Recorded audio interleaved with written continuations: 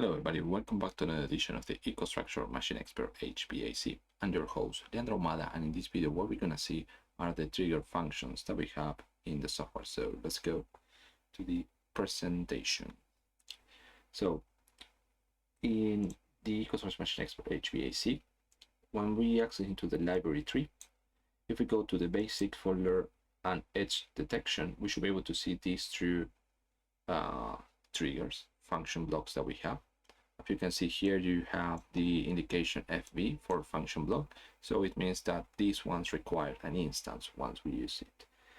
In order to easily use them, if you use ladder or FPD, we just drag and drop it into the code, and then we should be able to see a pop-up where we should be able to indicate the name of the instance that we can use. You can see here, instance FT, RT, okay, this is required, and this one is the FPD. And we also had a possibility to right click into the block and assign the enable input and enable output. In case we have another one over here with the same enable in and enable out, we can link it together and make the complete circuit. So for ladder, we also have the possibility to use the contact as positive and negative, okay, but the only difference between this is that this will depend on this particular variable that you have over here, and in this case will depend on what you have over here, okay. It can be a variable or a condition of variables or whatever you want inside in this side, okay. That will be the difference if you compare these to these two. For the structure text, what we can do, or what I can recommend, is to drag and drop the function into the local part and then use the name of the instance that you have into the code. And you can see here, once you put the name of the instance, okay, name, and then you just use the name, okay, then use the parentheses, open, then you should be able to see the inputs and outputs. And if it's an input, you just use the colon equal to assign the variable that you want. And then if you use the comma, it will start again with the inputs and outputs to select. And if it's an output, you just need to use the equal and the symbol and the variable that you want. And then just close this with the semicolon. And that should be the syntax. Now, what I usually do is to use only the inputs, okay, and the output using externally. So you can see here I'm using the name dot to have access to the complete variables, and then use the variable of the output variable, and here just semicolon. Okay, so let's try to do this in one text. Create a PU in ladder or CFC. This is not CFC. This is, I use this in Machine Expert. This is HVAC. So in this particular case is FPD. So let's go to the presentation. Let's open this.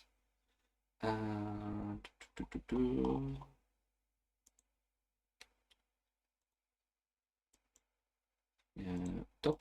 So in the library tree, if you go to basic, edge detection, rise tree, just define the name instance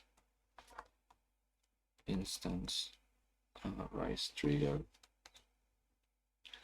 So here, for example, you have a switch if you want. Switch.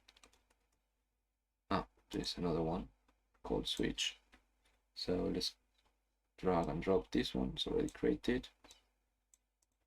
And this particular case, for example, I'm going to let's see, set the velocity for the drive, or set the temperature, or whatever, doesn't matter.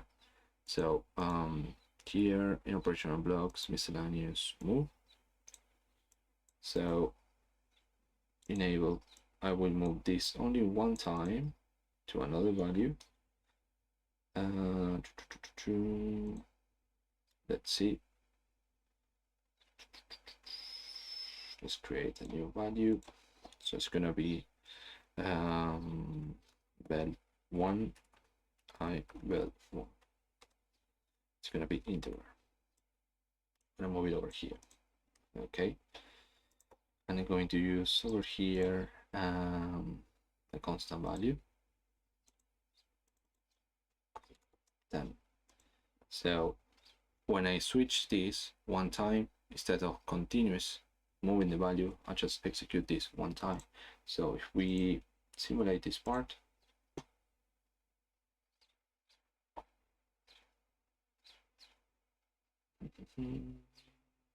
download, you can see they're connected different code because I have something different there. This is a simulation. Yes. So here you can see they had the value 0, 75. If I press this 1, okay, it's moved to 10, but I can't change it back again because it's just executed just one time. So as soon as it reaches from the 0 to 1, it just execute this part, and I can do something else here. I move this to 0, doesn't happen anything, and then when I put it back to 1, it just moved the value. Okay, so it will depend on your code what to do, and the positive way, the opposite way would be the inverted rise that had the falling edge. Okay, so when this one wants to 0, and then I change this to another value, and that's it. So let's check in the presentation. I forgot something. Okay, this part, this trace the output as a trigger function. No, I'm not going to use that part because this is not the trace. Trigger behavior, the FAP syntax. So I can show something similar to this part, to this. Okay.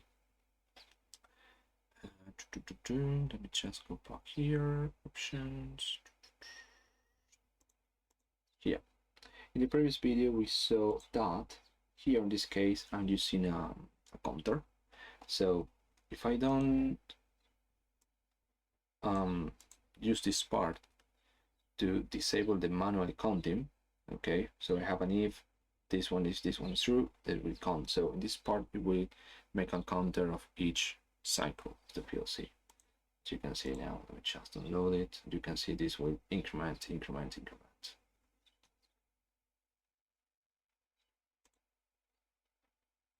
As soon as I put this in true, okay, just increment. So in order to avoid that and do it just one time, we can execute this in false, or what we can do is to generate an instance of the trigger. So if you go to library, once again here, basic price trig instance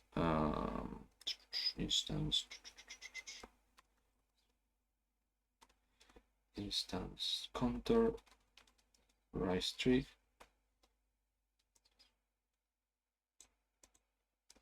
here CLK, and then here you're going to use a manual. Okay, if you use the comma, you can see the output, and then you just equal and this value and assign, but I'm not going to assign to anything. It's going to use the input here. And here in this part, instead of using the value, I'm going to use the instance, okay, dot the output. In this case, it will only recognize the rising edge to count 1 on the manual that I have here. So see,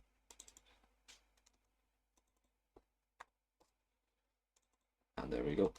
Okay, so this is the other way that I want to show, using the if in order to do something. Okay, it's going to be the same as the other way to reason. So I believe this is it for it.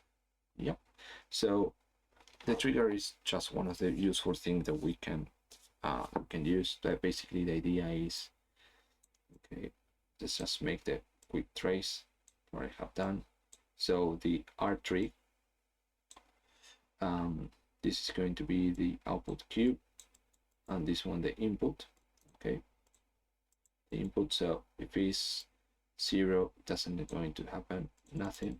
Okay, so as soon as this one goes up, the input, then the output will go 1 cycle. Okay, just recognize. And when this one goes down, it's not going to do anything until the next cycle. So this is just what it does. Okay, it's just recognize the rising edge and the F3, the falling edge. So if I have a F3, it will recognize this one instead of this one. Okay, this is how it works. So these are the trigger function blocks that we have in EcoStruxure Machine Expert HVAC. Thank you very much for watching this video, and I see you on the next one.